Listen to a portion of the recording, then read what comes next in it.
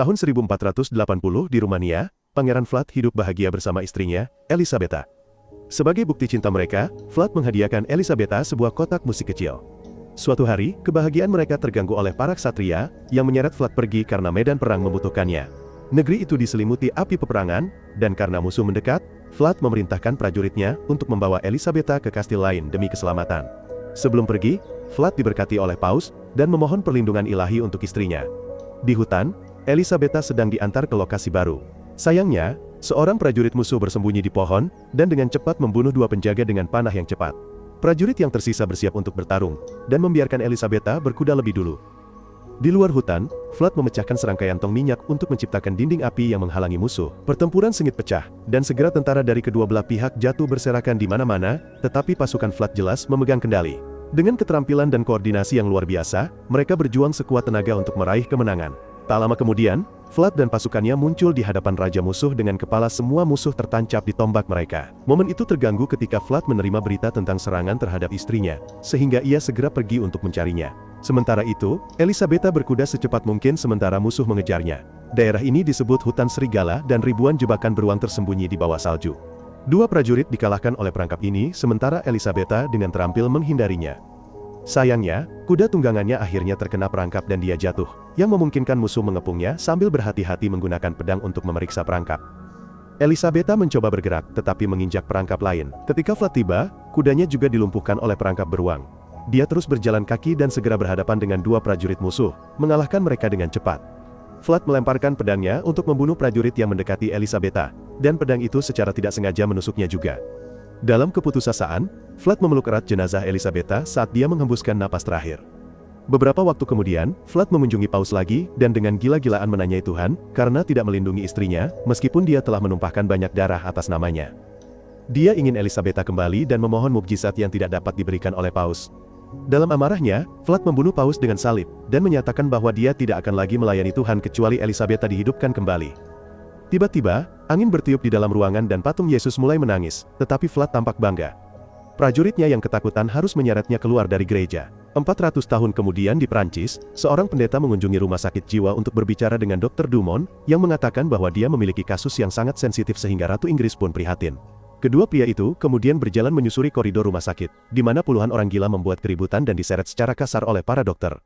Akhirnya, mereka melewati pintu baja yang mengarah ke terowongan menuju ruangan tertutup, di mana Maria dirantai. Dia adalah seorang wanita Italia, tunangan keponakan ratu, dan karena dia menolak pernikahan di gereja, pernikahan itu diadakan di kediaman keluarga.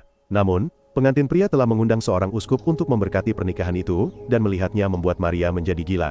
Catatan menyatakan, dia lahir pada tahun 1759, yang tidak mungkin, karena itu berarti dia berusia 130 tahun. Usianya dan keengganannya terhadap Tuhan, membuat mereka bertanya-tanya apakah dia adalah makhluk iblis. Saat kedua pria itu mendiskusikan kasus ini, Maria terbangun dan mendesis kepada mereka. Pendeta itu mendekat dan memperhatikan taringnya, sehingga dia menyimpulkan dia adalah seorang vampir. Dia menjelaskan bahwa dia adalah yang pertama ditangkap hidup-hidup. Dan bahwa vampir dapat berada di luar ruangan, hanya saja mereka tidak tahan dengan sinar matahari langsung. Untuk membuktikannya, dia membuka jendela, dan sinar matahari segera membakar kulitnya. Ketika pendeta itu mengangkat salib di depannya, salib itu terbakar. Kemudian, dia memotong jari asisten Dumont, Simon, dan meneteskan beberapa tetes darah ke mulut Maria agar dia kooperatif. Pendeta itu memeriksa lehernya dan menemukan gigitan yang mengubahnya menjadi vampir. Dia menjelaskan bahwa gereja telah berperang melawan vampir selama berabad-abad, tetapi mereka belum menemukan yang pertama yang memulai semuanya. Putus asa karena haus darah, Maria menyebutkan bahwa vampir pertama adalah tuannya. Dia adalah seorang pangeran yang akan segera datang ke kota untuk mencari sang putri. Sementara itu, notaris Jonathan sedang melewati hutan pada malam hari. Pengemudi tiba-tiba menghentikan kereta kudanya dan mengatakan bahwa dia tidak bisa pergi lebih jauh karena kawanan serigala akan segera muncul, jadi dia meninggalkan Jonathan dengan barang bawaannya, obor, dan salib. Jonathan menyelesaikan perjalanannya dengan berjalan kaki sambil menjaga kawanan serigala pada jarak yang aman dengan obornya. Akhirnya, ia tiba di sebuah kastil besar, dan saat ia melewati gerbang, gerbang itu tertutup sendiri di belakangnya. Pintu lain terbuka dan tertutup sendiri, memungkinkan Jonathan masuk ke sebuah ruangan tempat seseorang menunggu di balkon lalu menghilang dalam kilatan petir.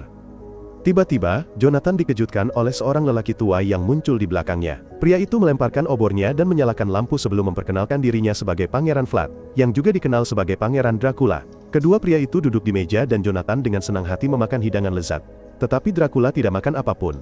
Hanya dengan lambaian tangan, Dracula mengirim sepiring makanan ke arah Jonathan, yang mengira itu hanya tipuan. Kemudian, Jonathan mencari beberapa dokumen di sakunya, dan sementara ia terganggu, Dracula menggunakan garpu untuk membunuh seekor tikus. Ia menghancurkannya dengan tangan kosong untuk menuangkan darahnya ke dalam cangkir, dan meminumnya. Jonathan menjelaskan bahwa wilayah yang diwakilinya tertarik untuk membeli sebuah biara tua di Paris milik Dracula, dengan harapan mengubahnya menjadi rumah sakit. Saat mengambil dokumen lain, Jonathan secara tidak sengaja menjatuhkan salibnya. Ketika Dracula bertanya, apakah dia seorang penganut, Jonathan menjawab tidak dan berbagi, bahwa kusir memberikannya.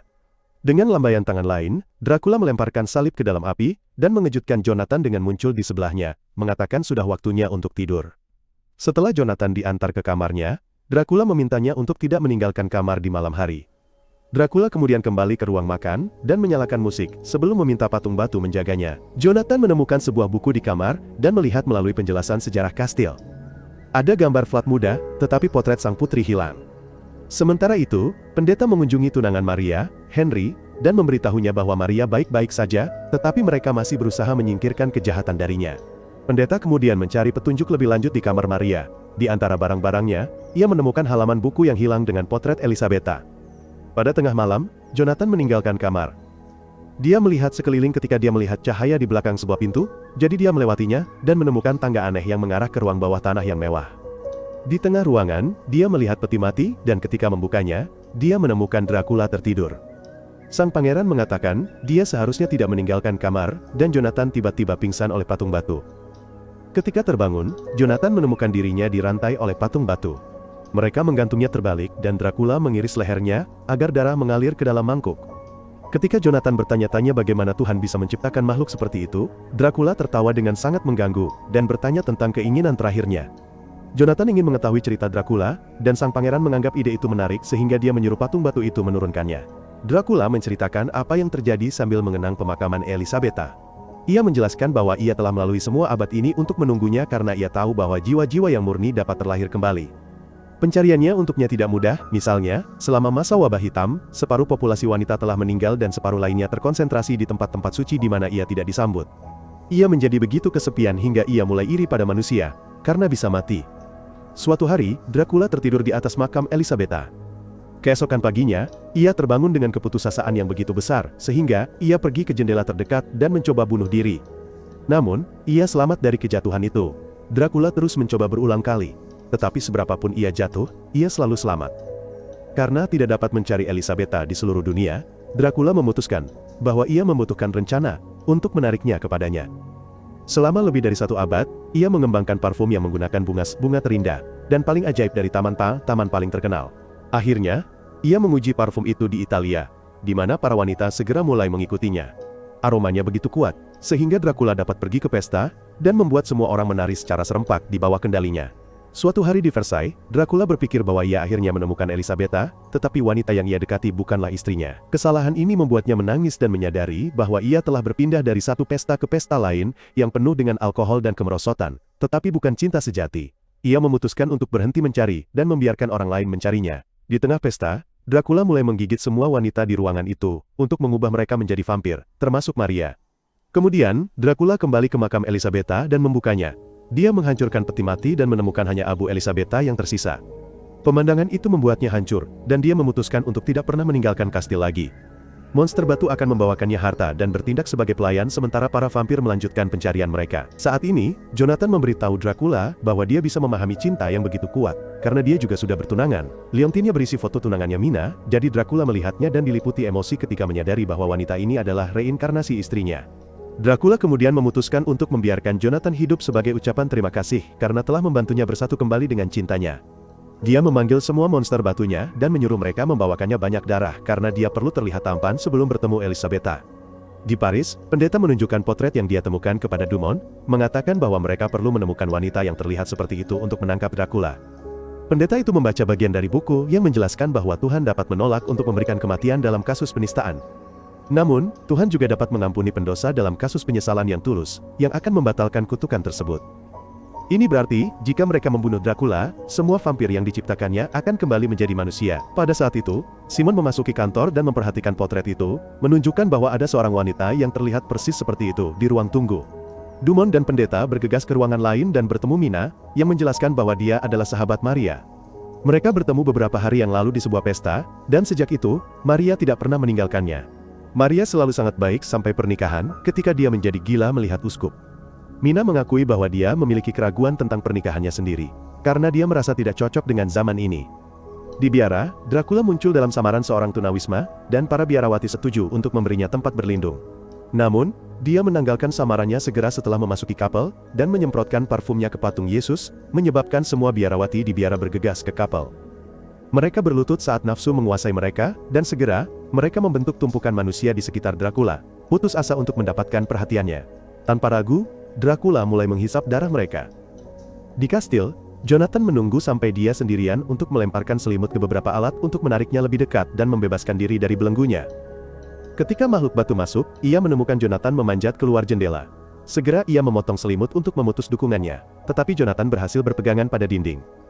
Makhluk batu kemudian mulai mencoba mendekatinya, melalui beberapa celah, tetapi sehingga salah satu dari mereka menggunakan pengait untuk menjatuhkannya. Jonathan berguling-guling di salju, dan tubuhnya berhenti di genangan air yang membeku. Ketika makhluk batu mencoba mengikutinya, es pecah dan ia tenggelam, jadi yang lain tidak tahu bagaimana mendekatinya. Menyadari ini, Jonathan mulai pergi dengan ketakutan luar biasa. Beberapa waktu kemudian, Dracula tiba di rumah sakit jiwa tampak muda dan sehat. Dia menggunakan parfumnya untuk memanipulasi Simon dan menyuruhnya untuk membawanya ke kamar Maria. Maria mengatakan kepada Dracula bahwa dia telah menemukan Elisabetta, dan dia menghadiahinya dengan membiarkannya menghisap darah Simon. Di pagi hari, sang pendeta sedang meneliti dan menemukan foto Vlad. Kemudian, ia dipanggil ke rumah sakit dan Dumont memberitahunya bahwa Maria telah menghilang. Simon telah menjadi vampir dan terikat pada tempat tidur. Sang pendeta memperhatikan taring Simon dan bau parfum yang sangat kuat di pakaiannya. Ketika Dumont berbagi deskripsi penyusup yang menangkap Maria, sang pendeta menyadari bahwa Mina dalam bahaya. Di penginapan, Mina membuka pintu saat mendengar ketukan dan terkejut melihat Maria tampak sehat, yang memberitahunya bahwa Dumont telah memulangkannya. Maria menjelaskan bahwa ia memiliki seorang teman yang sangat ingin bertemu Mina, dan memaksanya untuk berganti pakaian yang lebih bagus. Kedua wanita itu kemudian pergi ke sebuah hotel tempat Dracula menunggu. Melihat wajah istrinya lagi membuatnya meneteskan air mata.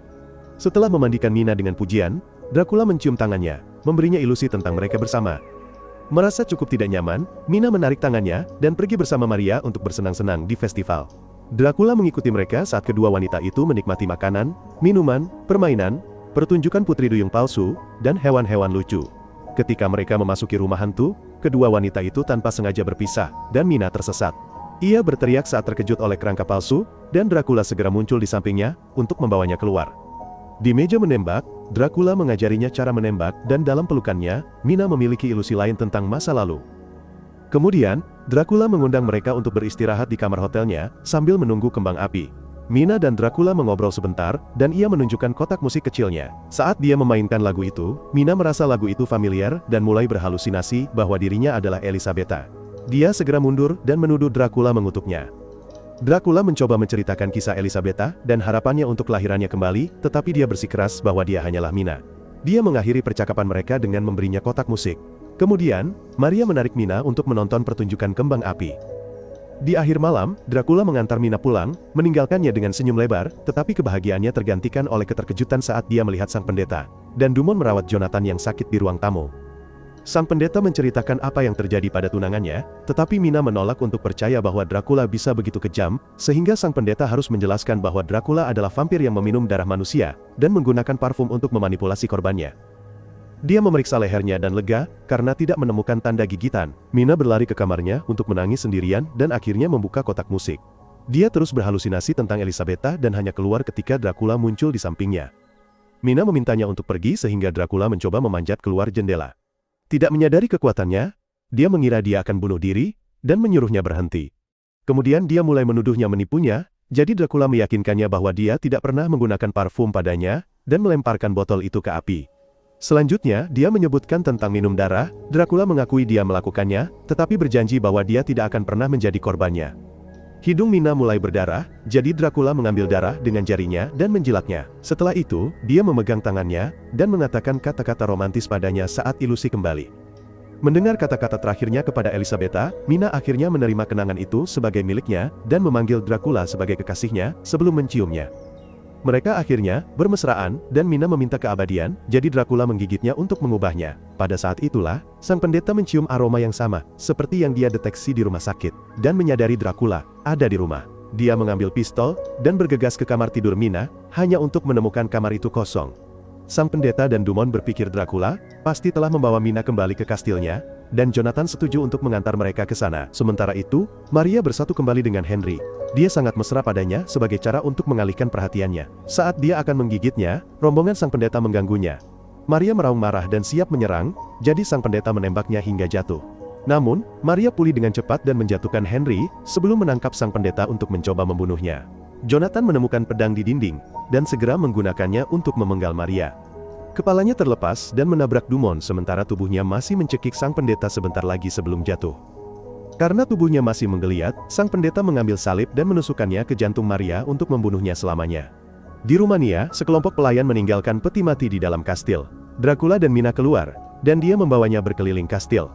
Setelah bertemu dengan patung-patung monster, Mina memainkan musik dari kotak musik dan mengenakan gaun Elisabetta. Di gerbang kastil, rombongan sang pendeta tiba bersama beberapa tentara. Mereka menunggu para pelayan pergi dan bergegas untuk menjaga gerbang tetap terbuka, agar mereka bisa masuk ke dalam. Seorang tentara menembak pintu depan, sementara mereka yang berada di dekat hutan menembakkan meriam, menyebabkan banyak bagian kastil runtuh.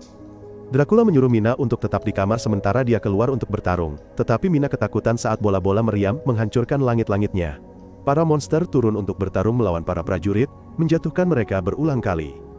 Namun, pasukan itu jauh lebih banyak, sehingga tidak sulit bagi manusia untuk terus maju dan merebut kastil. Jonathan membawa teman-temannya ke ruang bawah tanah sementara para prajurit mencari lantai atas. Mina melihat mereka datang dan mengunci pintu. Di ruang bawah tanah, para prajurit menembaki peti mati. Sayangnya, Dracula muncul di belakang Jonathan dan menjatuhkannya sambil menyebutnya tidak tahu berterima kasih. Kemudian, dia mulai melawan para prajurit dengan pedang, bergerak cepat di antara mereka dengan tusukan yang tepat untuk menjatuhkan mereka satu persatu. Segera, lebih banyak tentara datang, tetapi Dracula dengan cepat membunuh mereka juga. Henry memanfaatkan kekacauan ini untuk menembak Dracula dengan dua pistol sekaligus, tetapi sia-sia. Dracula melompat ke arahnya dan menggigit lehernya. Hanya dengan lambaian tangan, Dracula menutup pintu untuk mencegah lebih banyak tentara masuk dan menempelkan pedangnya ke leher pendeta itu. Pendeta itu memberitahu Dracula bahwa Tuhan tidak pernah menginginkannya membunuh orang untuknya, karena Tuhan tidak ingin ciptaannya hancur. Ketika manusia membunuh orang, mereka melakukannya untuk diri mereka sendiri. Ketika pendeta itu mengatakan bahwa dia diutus oleh Tuhan untuk menyelamatkan Dracula, sang pangeran menunjukkan bahwa satu-satunya keselamatannya adalah Mina. Namun, pendeta itu mengatakan bahwa Dracula akan menjadi kehancurannya. Mendengar Mina menjerit di dalam ruangan, Dracula bergegas untuk membantunya dan meminta makhluk batunya untuk menahan para pria.